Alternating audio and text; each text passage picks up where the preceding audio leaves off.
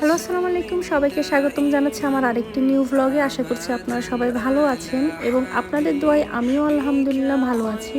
আপনারা যেমনটা জানেন যে আমি অনেক দিন ধরে ভিডিও দিই না, তাই আমার অনেক ভিডিও জমে আছে আমার গ্যালারিতে। তো আমি অপেক্ষায় আছি কখন আমি সবকিছু আপনাদের সাথে শেয়ার করব। বাট এর আগে আমি ভাবলাম যে আমি ঈদ এবং রমজানের ভিডিওগুলো আপনাদের সাথে আগে শেয়ার করি।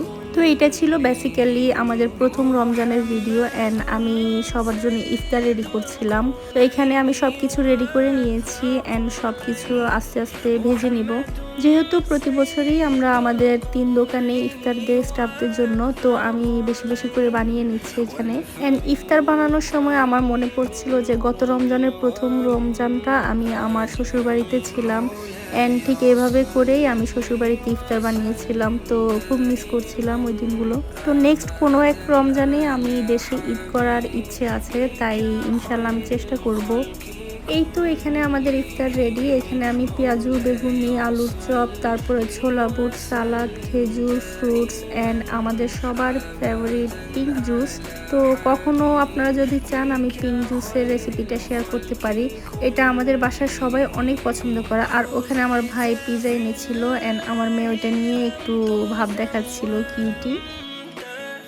তো সবাই জানেন যারা ইতালিতে থাকেন যে আমাদের রমজান মাসে এবার কার্নিভাল ফেস্টিভ্যাল ছিল। তো এটা আমাদের বাসার পিছনের এরিয়া সেন্টার। তো সেন্টার এরিয়াতে অনেক উৎসব হচ্ছিল, একদম মেলার মতো ছিল, জাঁকজমক। এটা প্রতি বছরই হয়। তো সব সময় তো রমজান থাকে না, তো বাচ্চাদেরকে নিয়ে সকাল থেকেই ওইখানে সন্ধ্যা পর্যন্ত থাকা হয়। কিন্তু যেহেতু রমজান মাস ছিল আমার ইফতার বানাতে হবে, তো বাচ্চারা একটু বায়না ধরছিল যে তারা একটু দেখতে যাবে, তাই আমি তাদেরকে একটু নিয়ে আসলাম অ্যান্ড ভাবলাম যে থাক একটুখানি এনজয় করুক।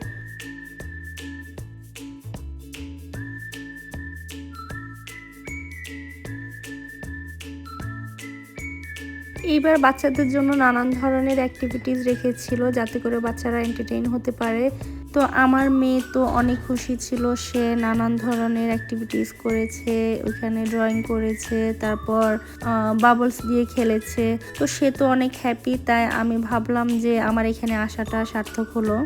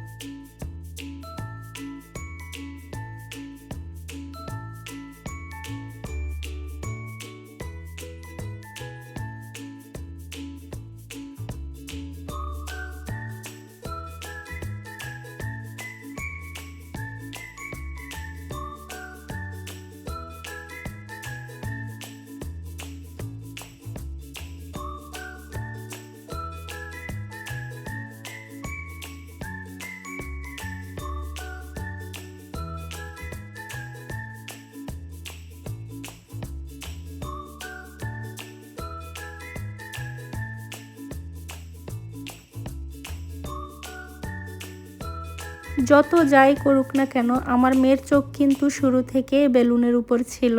তো সে বারবার বলছিল, মামা আমি কোনো কিছু দিয়ে খেলবো না, আমাকে বেলুন কিনে দাও, আমি ইউনিকর্ন নিব।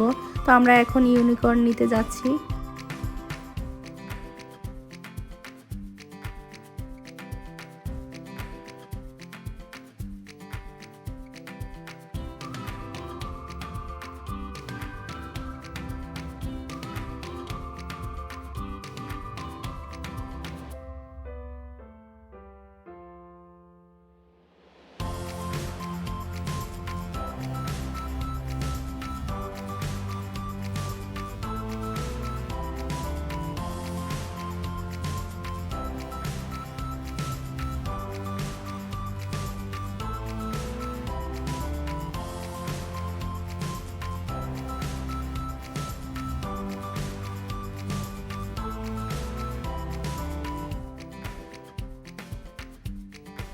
তো ওভারঅল কার্নিভাল ফেস্টিভ্যালটা এবারও সুন্দর হয়েছিল, বাট আমি অনেক পেরেশানিতে ছিলাম যে আমার বাসায় গিয়ে ইফতার বানাতে হবে, 3 দোকানে ইফতার দিতে হবে।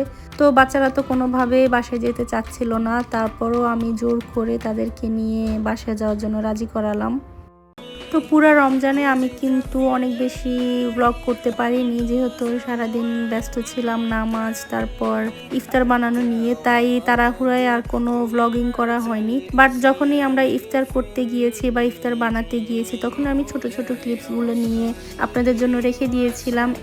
দেন এটা ছিল নেক্সট ডের ভিডিও। নেক্সট ডে আমি পাস্তা বোলোনিয়েজে বানাচ্ছিলাম। তো এখানে আমি পাস্তার জন্য রাগুটা রেডি করছিলাম। এখানে আমি গরু মাংসের কিমা ইউজ করেছি। অ্যান্ড ট্রাস্ট মি, রোজা রেখে এই পাস্তা খেয়ে আমার কাছে খুবই ভালো লাগছিল, এটা খুবই মজা হয়েছিল।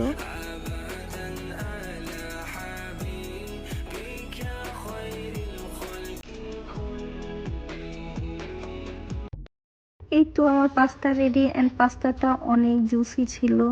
তো যেহেতু আমার প্রতিদিনই ভাজা পোড়া করতে ভাল লাগে না, আমি প্রতি সপ্তাহে চেঞ্জ করি মেনু ইফতারে। তো কখনো এটা তো কখনো ওটা দিয়ে আমি চেঞ্জ করার চেষ্টা করি, যাতে করে টানা ভাজা পোড়া খেয়ে কারো অস্বস্তি না লাগে।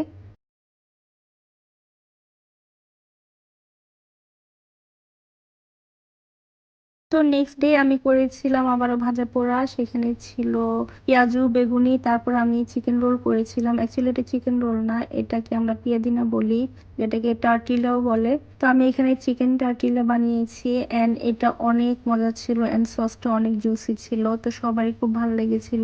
এটা প্রতি রমজানেই আমি বানাই কোনো না কোনো একদিন। স্পেশালি আমার হাজবেন্ডের এই পিয়াদিনাটা অনেক বেশি পছন্দ, সে প্রতিবারই বলে কখন বানাবে কখন বানাবে। তো তাই তার জন্যই আমি বানিয়েছি। অ্যান্ড এই চিকেনটা খেতে খুবই মজার ছিল, আমার কাছে তো খুবই ভালো লাগে। এটা আপনারা এমনি এমনিও খেতে পারবেন, এত বেশি মজা হয়। তো এরপর একে একে আমি সবগুলো রেডি করে র্যাপ করে নিচ্ছি। অ্যান্ড এখানে আমি আগে দোকানের জন্য পাঠিয়ে দিব, তারপর আমাদের বাসার জন্য রেডি করব। তো এই তো আমাদের বাসায় ইফতার রেডি। এরপর নেক্সট ডেতে আবারও ভাজা পোড়া ছিল, ছিল পেঁয়াজু বেগুনি আলুর চপ, অ্যান্ড সাথে আজকে আমি বিরিয়ানিও রান্না করেছিলাম একটু করে। সবাই ইফতারে কম বেশি ফ্রুটস খায় আমি জানি, তবুও আমি সাজেস্ট করব এবং বলবো যে আপনারা ইফতারে প্রথমে যত বেশি রোজা ভাঙার পরে পানি এবং ফ্রুটস খেতে পারেন, এটা আপনাদের জন্য খুবই উপকারী হবে। এরপরে আপনারা লাস্টে ভাজা পোড়া খাবেন, কারণ সারাদিনে রোজা রেখে খালি পেটে আপনারা যখন ভাজা পোড়া খেতে যাবেন তখন আপনাদের কাছে অনেক খারাপ লাগবে, শারীরিকভাবে অসুস্থ হয়ে যাবেন। তো যত বেশি পানি খেতে পারেন, এতে করে আর ডিহাইড্রেশনও হবে না এবং কি ভিটামিনের অভাবও হবে না। তো বেশি বেশি করে ফ্রুটস খাবেন। অ্যান্ড এখানে দেখুন আমার মেয়েটা পাকনা বুড়ি কি যে দুষ্ট করছিল সে। তো এটা হচ্ছে নেক্সট ডের ভিডিও। নেক্সট ডে আমার একটি ডাক্তারের অ্যাপয়েন্টমেন্ট ছিল অনেক দূরে, একদম আমাদের মেন প্রভিন্সে। তো আমার মেয়েকে আমি স্কুল থেকে নিয়ে এসে ঘুম পাড়িয়ে রেখে এসেছি আম্মুর কাছে। তো এখন আমি চলে যাচ্ছি একা একা। তো আজকে কেন জানি রোজা রাখার কারণে মেবি হতে পারে যে আমি খুবই ক্লান্ত, আর তার উপর আবার মেয়েকে স্কুলে দেওয়ার জন্য সকালে ভোরে উঠেছিলাম। তো রোজা রেখে তার উপর আবার জার্নি করে আমার খুবই অস্বস্তি লাগছিল, তবুও আমি যাচ্ছিলাম কারণ আমার ভিজিটটা খুবই ইম্পর্টেন্ট ছিল। অ্যান্ড যেতে যেতে এই ভিউটা দেখতে আমার খুবই ভালো লাগে, চারপাশে পাহাড় আর পাহাড়, আর নিচে হচ্ছে লেক।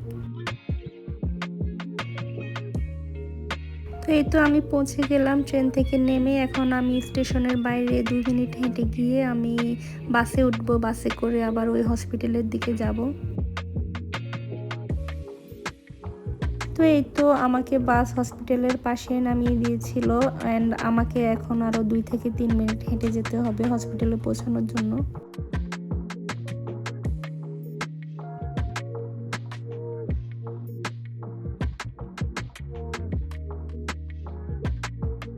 তো অনেকক্ষণ সিরিয়ালে বসতে বসতে অবশেষে আমার ডাক পড়লো, অ্যান্ড আমার ভিজিটটা হলো। তো এখন আমি হচ্ছে বাসার দিকে রওনা দিব। তো এখান থেকে আমি বেরিয়ে দেখলাম যে বাস নেই। তো আমি ভাবলাম যে আর অপেক্ষা না করে আমি হেঁটে হেঁটেই চলে যাই। অ্যান্ড এটা মনে হয় আমার একটি ভুল সিদ্ধান্ত ছিল।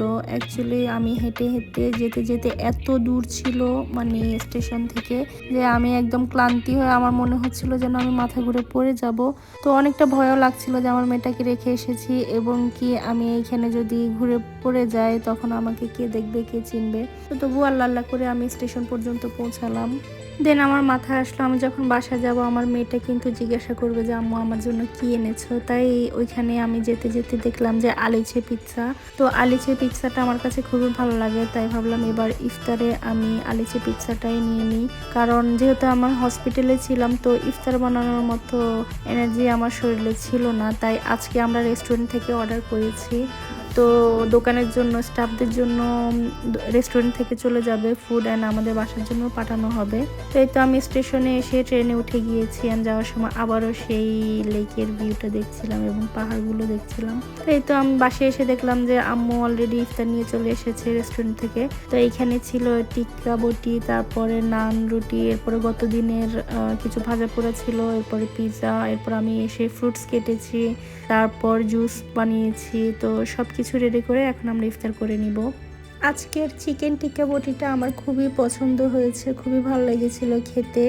তো আজকের শারীরিক অসুস্থতার কারণে আমি আগামী দুদিনও অসুস্থ ছিলাম, তাই আমি নেক্সট ডে তেমন কিছুই বানাইনি, জাস্ট রেডিমেড রুটি এনেছিলাম অ্যান্ড তার সাথে আমি বুটের ডাল রান্না করেছিলাম আলু দিয়ে। তো ওইটাই ছিল, আর সাথে কিছু ফ্রুটস রেখেছি অ্যান্ড ট্যাং রেখেছিলাম। তো নেক্সট ডে আবারও এনার্জেটিক হয়ে আমি ভাজা পোড়া শুরু করে দিলাম। তো নেক্সট ডে আমি করেছিলাম আবারও ভাজা পোড়া, সাথে আমার ভাইয়ের ডিমান্ডে এই মিনি পকেট পিৎজাটাও বানিয়েছি। পকেট পিৎজা নাকি কি বলে আমি ঠিক জানি না, তবে আমি আমার মতো করে বানানোর চেষ্টা করেছি অ্যান্ড অনেক মজাও হয়েছিল আলহামদুলিল্লাহ। এরপর পরদিন আমি করেছিলাম সাদা খিচুড়ি অ্যান্ড সাথে আগের দিনের ভাজা পোড়া ছিল কিছু, আরও ছিল সালাদ এবং কি ট্যাং। তো এই খিচুড়িটাও সবার অনেক পছন্দ আমাদের বাসায়। এটা খাওয়ার পরে মোটেও হেভি মনে হয় না, যেহেতু এটার মধ্যে কোনো মশলা দেয়া নেই। তো এরপর দিন আমি আবারও ভাজা পোড়া করেছিলাম অ্যান্ড সাথে অ্যাড করেছিলাম সমোসা অ্যান্ড ফ্রুট ছিল, জুস ছিল অ্যাজ ইউজুয়াল। তো এরপর দিন হচ্ছে আমাদের বাসায় গেস্ট আসবে, ভাইয়ান ভাবি ইফতার করার জন্য। দেন নেক্সট ডে হয়ে গেল, এই তো ভাইয়ান ভাবিও চলে এলো। তো সেদিন ভাইয়া ডিমান্ডে আমি কাঁচা বুটো করেছিলাম, সাথে ডিম দিয়ে আলুর চপ করেছি। ফাইনালি ঈদ চলে আসলো। এটা ছিল ঈদের দিন সকালবেলায়। এখানে আম্মু অনেক মজার সেমাই রান্না করেছিলেন। তো আমি বানিয়েছিলাম হালিম, চটপটি, ফুচকা, তারপর কাস্টার্ড, এরপরে ছিল পুডিং, তারপরে দই, সাথে আম্মু পরোটাও বানিয়ে নিয়েছিলেন।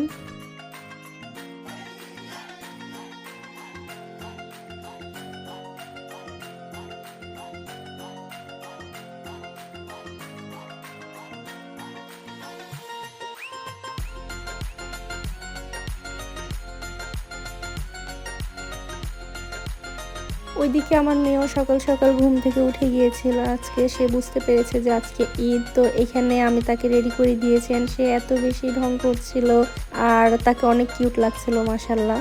তো যেহেতু সবাই খেতে চলে আসবে এখন নামাজের পরে, তাই আমি এখানে চা বানিয়ে ফ্লাক্সে রেখে দিয়েছি অ্যান্ড এই তো সবাই চলে এসেছে, একে একে করে সবাই নাস্তা করে নেবে। তো আজকে দুপুরে লাঞ্চে আমার চাচি আমার বাসায় দাওয়াত, মানে আমার চাচির বাসায়। তো ওইখানেই আমরা যাচ্ছিলাম রেডি হয়ে একদম সেজে গুজে। আর এখানে এই কাশ্মীরি ব্যাঙ্গলসটা এত বেশি ট্রেন্ডিংয়ে আছে যে মানে মনে হয় যেন এটা না পেলে কারো ঈদই হবে না। তো আমি তো সেইনে পেয়ে গিয়েছি একদম রিজনেবল প্রাইসে, তাই আমিও একটু ঢং করে নিলাম। তো মনে হচ্ছিল যেন আমারও ঈদ হবে না। তো চাচি আমার বাসায় এসে দেখি তো আমার বোন শিখা সে একদম তুমুল কাণ্ড ঘটিয়ে দিয়েছে। এখানে এত এত আইটেম করেছে সে, তো কোনটা রেখে কোনটা খাবো বুঝতে পারছিলাম না। তো সবকিছু খাওয়ার পরে এখানে ফালুদাটা ট্রাই করলাম, খুবই মজা হয়েছিল। তারপর চাচি আমার বারান্দায় এসে একটু ছবি তোলার জন্য আসছিলাম। তো আসার পরে অ্যাজ ইউজুয়াল ছোটবেলা থেকে চাচি আমার বাসার চারপাশের ভিউটা আমার খুবই ভালো লাগে।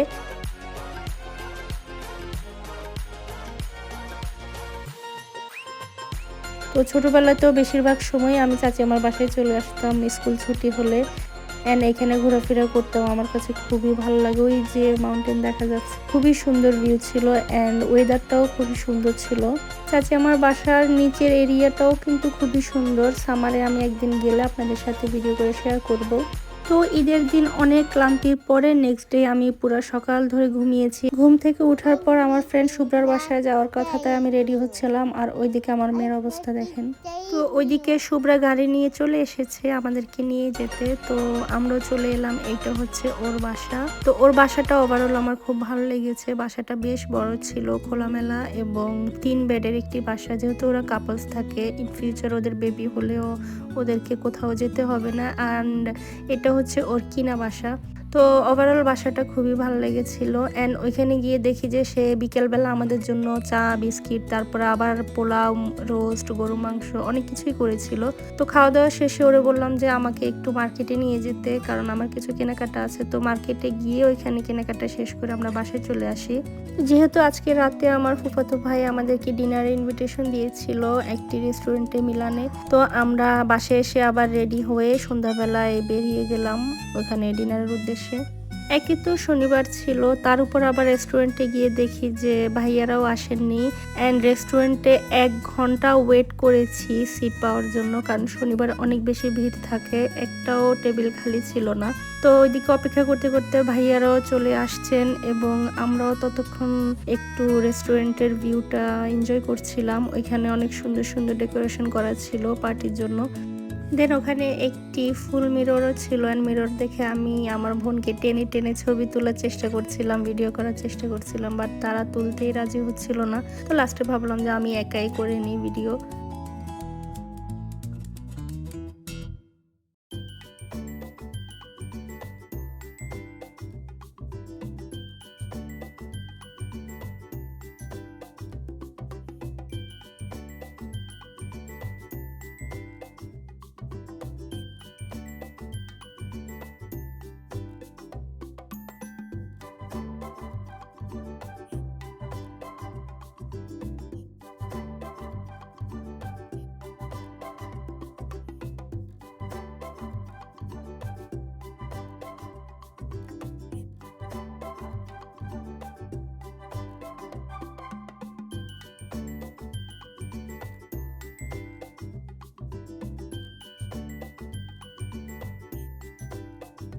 তো দীর্ঘ সময় ধরে অপেক্ষা করার পর ফাইনালি আমাদেরকে টেবিল দেওয়া হলো। অ্যান্ড টেবিল দেওয়ার পরেও আনফর্চুনেটলি একটি ব্যাড নিউজ ছিল। সেটা হচ্ছে যখন আমরা অর্ডার দিতে যাই, তারা বলেছিল যে যাই অর্ডার করার এখনই করে দিতে হবে, কারণ একটু পরে তারা কিচেন বন্ধ করে দিবে। ওইদিকে তো ক্ষুধায় আমাদের সবারই বেহাল অবস্থা। তো যখন আমাদেরকে স্টার্টার দেওয়া হলো, পাপড়, তারপরে সমোসা, এরপর সিঙ্গারা দিল, তো ওইগুলো দেখেই তো আমরা একদম ওটা খেয়ে পেট ভরে যাচ্ছিল। তো আলহামদুলিল্লাহ আমাদের খাওয়া দাওয়া শেষ। এখন আমরা বাসায় যাওয়ার জন্য রওনা দিব। ওইদিকে ভাইয়ান ভাবি আমাদেরকে অনেক রিকোয়েস্ট করছিল। ইভেন কি আমরা যখন গাড়িতে উঠে যাই, ওনারা কল দিয়ে দিয়ে বারবার বলছিল যে তোমরা আজকে আমাদের বাসায় থেকে যাও। বাট আমাদের কারোই মত ছিল না, কারণ ঈদের অনেক বেশি হ্যাসেল ছিল, সবাই অনেক বেশি ক্লান্ত। তো কারো বাসায় থাকার মতো ওই মন মানসিকতাও ছিল না। তো দেন আমরা বাসায় চলে গেলাম। এন্ড ভাইয়ারাও ভাইয়াদের বাসায় চলে যান। দেন বাসায় গিয়ে সবাই এত বেশি ক্লান্ত ছিল, তার উপর আবার অনেক রাতও হয়ে গিয়েছিল, তো আমরা ঘুমিয়ে পড়ি। অ্যান্ড পরদিন বিকেলবেলায় আমি আন্টির সাথে দেখা করতে যাই, কারণ প্রতি বছরই ঈদের দিন আন্টির সাথে দেখা হয়, কিন্তু এবার ঈদের দিন যাওয়া হয়নি দাওয়াতের কারণে। তো তাই ভাবলাম যে আন্টির সাথে দেখা করে আসি।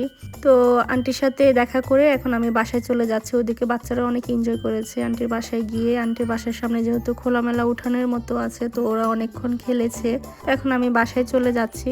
নেক্সট ডে আমার মেয়ে উঠে কান্নাকাটি শুরু করে দিল যে সে তার বাবার সাথে দেখা করতে যাবে। তো যখন তার বাবার সাথে দেখা করতে যাই, ওইখানে গিয়ে দেখি যে ওরা মাল নিচ্ছিল আমাদের অন্য দোকানে। তো আমার মেয়ে সেই মালগাড়ির উপরে বসে বসে আসছিল, খুবই মজা নিচ্ছিল সে।